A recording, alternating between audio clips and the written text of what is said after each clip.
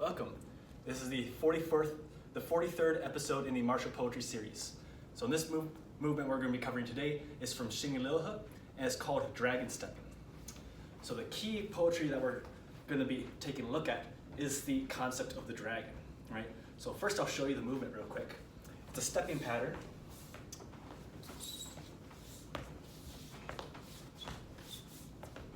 So that's what you do. It's about walking on angles, going back and forth. So the exact pattern, right? If you're using it as a pattern, right? You turn one direction 90 degrees, then you turn 180 degrees for the next step, then 90 degrees for this step, then 180 degrees for the next step. So, and then you can do it both sides, of course, as well. And then you can kind of play with it to say, okay, now I'm gonna step 180 degrees, now I'm gonna step 90 degrees, now I'm gonna step 360 degrees. You can kind of play with it. But the idea is that it's these awkward angles and the spinning and coiling. Because that's really the idea with the concept of the dragon. The dragon in Chinese mythology, it's not like the Western ones where it's like big and bulky. It's more slithery like a snake. And you see them kind of slithering through the clouds, right? A lot of coiling movements. So think about this coilingness. So as I do the step, it's reminiscent of this kind of non-pattern slithering through the clouds. So that's the idea of it. I'm coiling my body up to step through the motion. Now, what this is used for is for tracking opponents who are really good, opponents who like to circle you. So Xinyiliuhe is a very straightforward, straight line art, very much like Xingyiquan.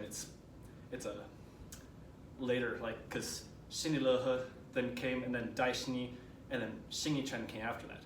So they're all very straightforward, linear arts. So this pattern is obviously not linear at all. It's made as a kind of way to bridge the gap, so to speak. So they have to acknowledge the fact that if I'm going to think linearly, I'm going to go think straight lines. What if my opponent thinks in circles? What if my opponent circles around me? Well, I have to learn how to chase them, right? So this is Xinyiliuhe's way of kind of chasing them. So I can start off going to attack this way, and then he circles around me. So then I have to make my next step circle to get him. And then he might change and go this way. So now I track him. So the spin on the foot is determined on how far the opponent's gotten around me to catch up to them. So the key is, right, if my opponent's walking in a circle around me, it takes him so long to get around me, right? So if someone's walking a circle around me, it'll take them a certain amount of time.